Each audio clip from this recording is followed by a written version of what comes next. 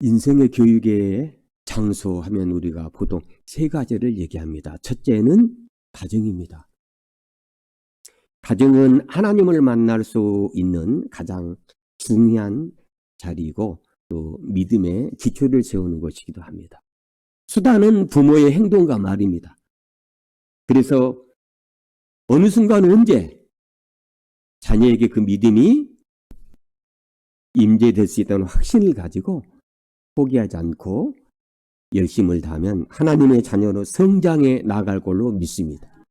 둘째는 학교입니다. 학교가 있어야 나라가 발전이 되고 그 나라가 성장이 되는 것이죠.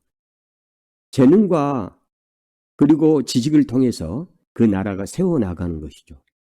생각해 보십시오. 발전하지 않고 전진해 가지 않고 우리가 문화, 사회에 우리는 편리한 유익을 얻을 수는 없는 것입니다.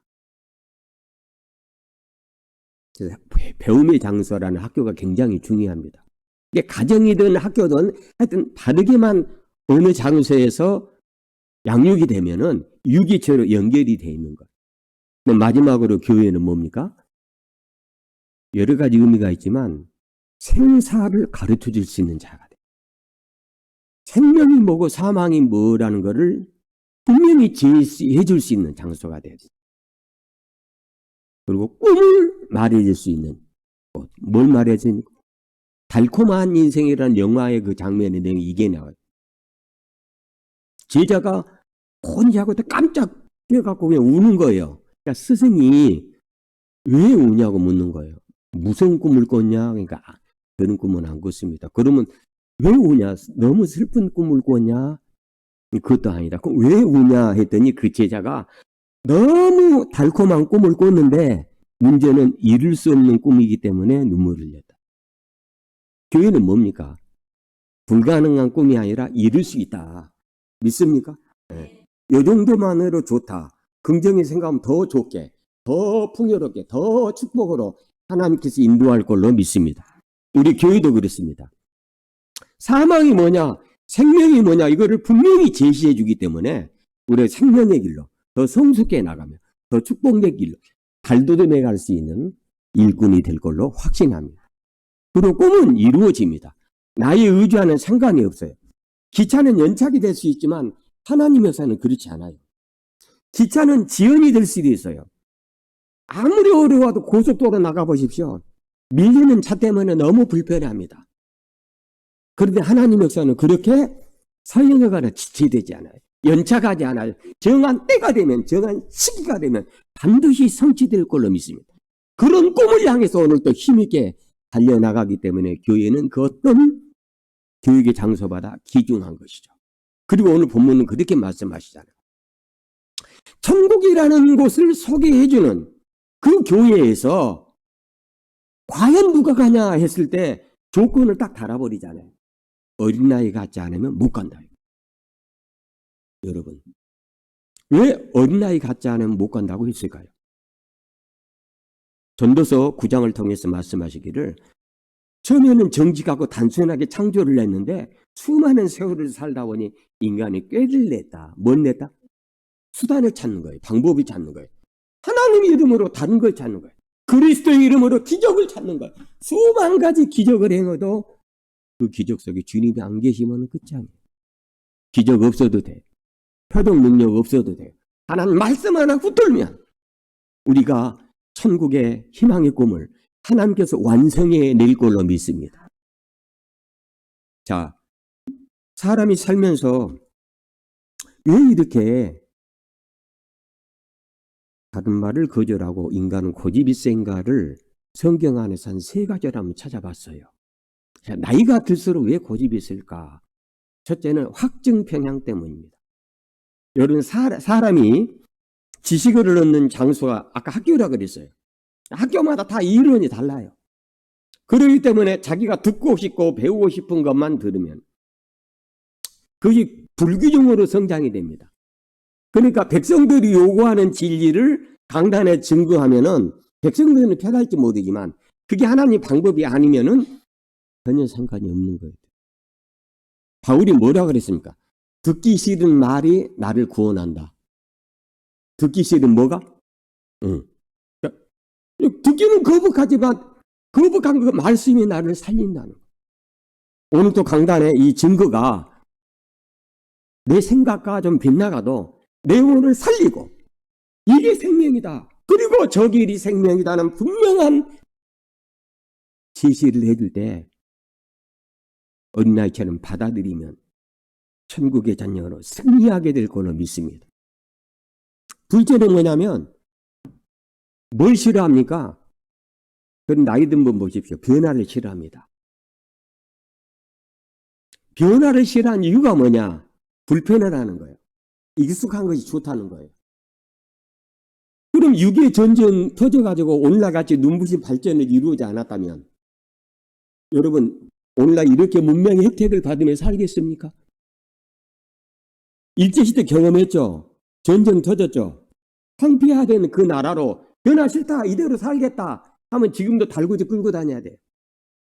50년대 60년대 삶을 생각해 보십시오. 그럴 땐 꾸준히 인생은 평생 교육입니다.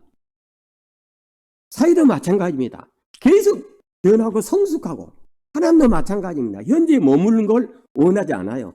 더 큰 복을 더 큰 하나님의 축복을 준비하고 있고 생명도 말씀하시기를 더 큰 생명을 하나님께 주신다. 부부를 통해 우리는 숨을 쉬고 이 땅에 태어났지만 사망이라는 굴레를 벗어날 수가 없잖아요. 그런데 하나님을 만나면 사망이 해결이 되잖아요.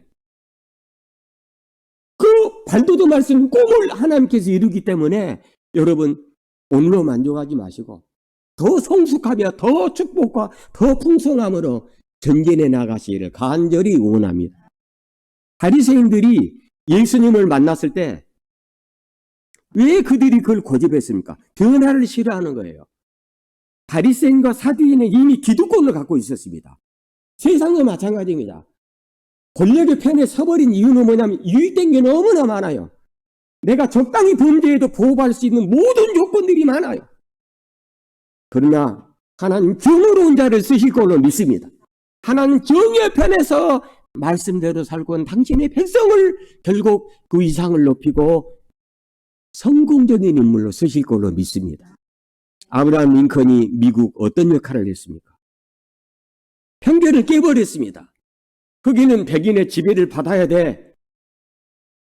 모든 인간은 태어나면서 만면의 존경을 받을 수 있는 인격의 존중이 필요한데 여러분 그때 흑인분들은 상품으로도 갚았습니다. 몸으로 그리고 시간으로 때우는 노예와 같았습니다. 그러나 해방시켰죠. 얼마나 반대를 많이 했습니까? 그러나 아브라함 링컨이 그 영향력을 받았던 결정적인 게 뭐냐면 어머니의 신앙이었어요. 어머니는 가난했던 링컨에게 이게 마지막이면서 영원한 선물이 담긴 성경책이었어요. 링컨은 그걸 들고 붙들며 살았어요. 정의가 무엇인지 그리고 바른 윤리와 도덕이 무엇인지를. 그래서 그는 훌륭한 리더십을 통해서 전 세계를 이끌어가는 나라로 부흥시켰던 겁니다. 초대 대통령 워싱턴은 어땠고요? 어머니가 소년의 시대에 평소에 얘기했습니다. 오늘날의 개념은 다르고 옛날에는 시장이 어수선했단 말이에요. 그러니까 어렸을 때 시장을 데리고 나가는 엄마가 약속을 해요. 애들한테. 워싱턴 넌 만약에 시장 길을 잃으면 네가 나를 찾으려고 하지 말고 이른 그 장소에 그대로 있어라. 그럼 너는 틀림없이 네 곁에 엄마가 올 것이다. 그걸 그대로 믿어버린 거예요. 실제적으로 길을 잃어버렸어요. 그래서 어머니의 말을 가슴으로 그대로 담았죠. 자, 어머니 손을 놓쳐버렸어요. 그러니까 내가 어머니를 찾는 게 아니라 어머니가 나를 그 자리에서 기다리고 있으면 반드시 어머니는 온다고 했다. 계속 기다린 거예요. 그 자리에서. 그리고 몇 시간 후에 어머니는 돌아와서 아들을 찾게 된 것이죠. 여러분. 그것도 부모님의 관한 전적인 신앙 때문에 그렇게 된 거예요. 하나님께서 순수한 어린아이 같은 마음을 통해서 역사하신 성경의 구절이 5,000명을 먹였어요. 6월절 6월절 절기인데 뭐 이제 점심때가 됐는데 먹을 게 없으니 그때 제자들은 계산합니다. 뭐 200데나리는 있어야 되고 뭐 몇백만 원은 있어야 되고 5천 명이 먹을 수 있는 한 끼를 계산하니 그리고 이게 있어야 되고 이게 있어야 되고 어린아이 손에 들려져 있는 게 뭐였습니까? 물고기 2마리, 보리떡 5개밖에 없었어요. 여러분, 누가 그걸로 가능하다고 생각하겠습니까? 사람은 계산하고 방법을 연구하고 수단을 찾는데 어린아이는 순순했어요. 가지고 있던 그것을 내게 가져오라. 그리고 축사하고 5천 명 전부 다 먹이고도 남아버렸어요. 이게 하나님의 역사예요.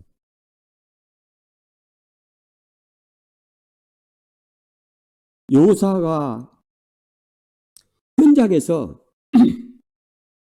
전투를 벌이는데 너무 시간이 촉박해요. 얼마나 순수했으면 하나님 오늘 밤 이 짧은 이 시간을 태양을 멈추게 해서 이 전쟁을 끝내게 해주십시오 하는 그 간절함 때문에 하나님께서 그 역사를 이루며 완성했죠.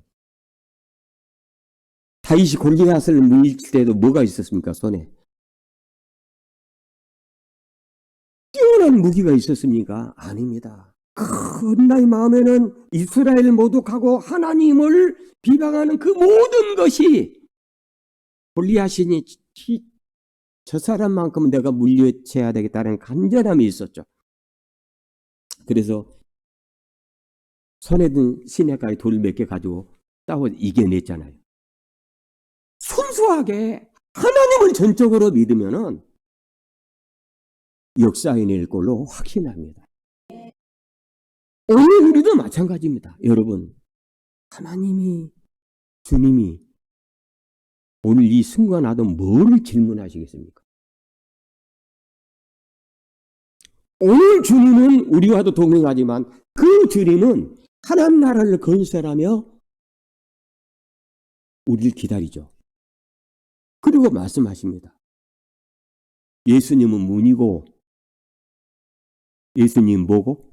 문이고. 그리고 문을 여는 문지기가 있는데 천년을 신앙해도 천국을 가야 되잖아요. 문을 열고 들어가야 되잖아요. 그러면은 만 가지 일을 했는데 문 앞에 가서 문지기가 안 열어주면 어떡해? 만 가지 일을 못했다 이거예요. 온전하게 한 것도 없고 하나님 앞에 내놓을 만한 것도 없는데 천국의 문 앞에 갔더니 내가 너를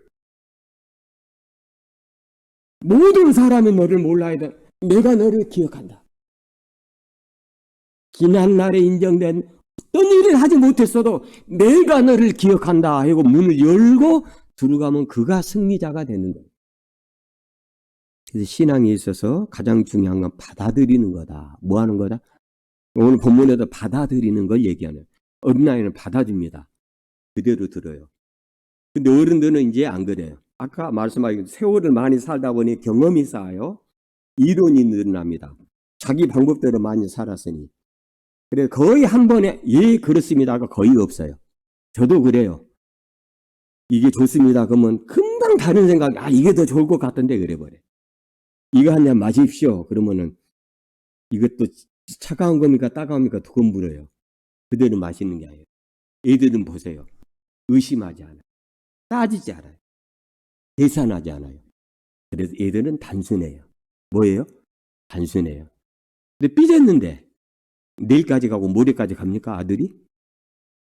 금방 잊어먹어요. 텐텐 하나 주면 끝나버려요. 문과사탕 하나 주면 쪽쪽 빨고 끝나버려요.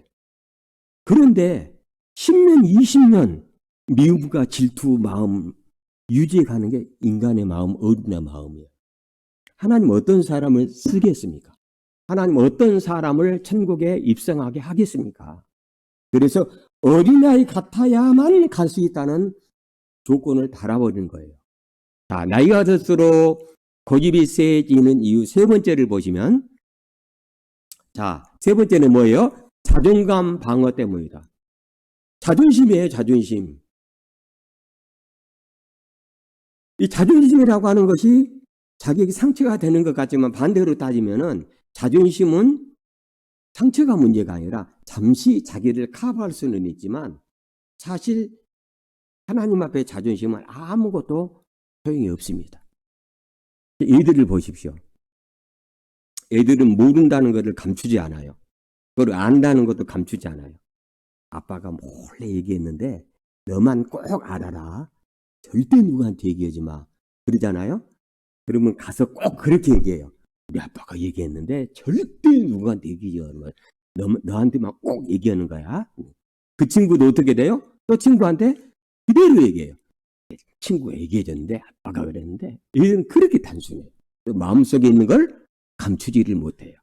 하나님 볼 때는 어떻게 보여요? 어리석고 둔해 보여도 하나님은 굉장히 예쁜 거예요.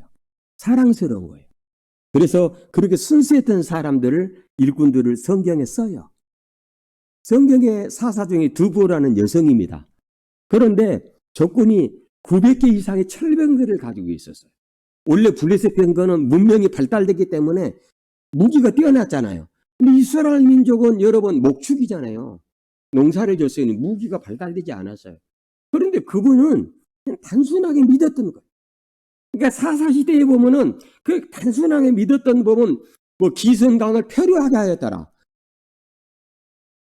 마른 강인데 갑자기 홍수같이 쏟아내가지고 강물이 불어나게 해가지고 쳐들어온 사람 다 물러 또 내려가게 버린다. 사무엘 시대에는 하나님 앞에 그렇게 기도하니까 그냥 우박을 내려가지고 얼마나 우박이 컸으면 그거 맞고 칼로 죽인 것보다 더 많았더라. 우박이 얼마나 컸으면 우리도 우박 가끔 내리잖아요. 솔직히 주먹만하지는 않아. 사람 다칠 수도 있는데 그런데 손가락만 하긴 해. 그죠? 막 두둑둑둑 떨어지나요. 얼마나 크게 떨어졌으면 칼로 죽인 숫자보다 우박으로 죽은 숫자가 많다고 했겠습니까? 그럼 그렇게 기도했던 그들이 얼마나 단순하게 순수하게 기도했겠습니까?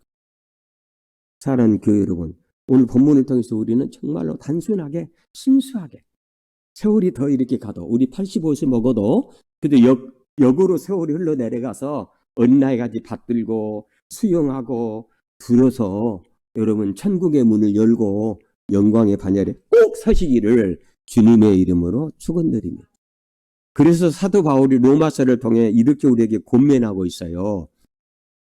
로마서 말씀을 보시면 자 읽어볼까요? 사람의 고집과 여러분 이것은 밖에 나가도 마찬가지고 여러분이나 나에게도 있는 거예요. 그러나 다른 건 몰라도 복음을 거절하면 방법이 없어요. 그래서 사람의 고집과 그 다음에 회개하지 않는 마음 때문에 그 다음에 진노의 날 곧 하나님의 분노에 그러니 하나님께서는 오늘 본문을 통해서 어린아이처럼 순수해라. 받아들여라. 하나님의 역사는 플러스 은혜예요. 빼는 게 없더라고요. 새로운 시대 그리고 더 2026년도잖아요. 그럼 몇 년 더 가면 2030년 시대에는 지금보다 더 풍요로워요. 더 큰 축복으로 우리 인도할 걸로 믿습니다. 그럼 그때 가서도 더 순수하게 어린아이처럼 더 단순하게 더 의존하면서 하나님 나라를 기다리면 되는 거예요. 사람의 능으로 할 수도 있지만은 그게 안 될 때는 여호와의 열심으로 이루실 걸로 믿습니다. 정말 기중한 시대에 살고 있습니다. 오늘 본문 말씀 읽고 마치도록 하십니다. 자, 13절부터 읽어보시겠습니다. 사람들이 예수께서 만져주심을 바라고 어린아이들을 데리고 오매 제자들이 꾸짖거늘 예수께서 보시고 노하시며 이르시되 어린아이들이 내게 오는 것을 용납하고 금하지 말라. 하나님의 나라가 얼마나 여러분 이들은 단순하고 순수합니까?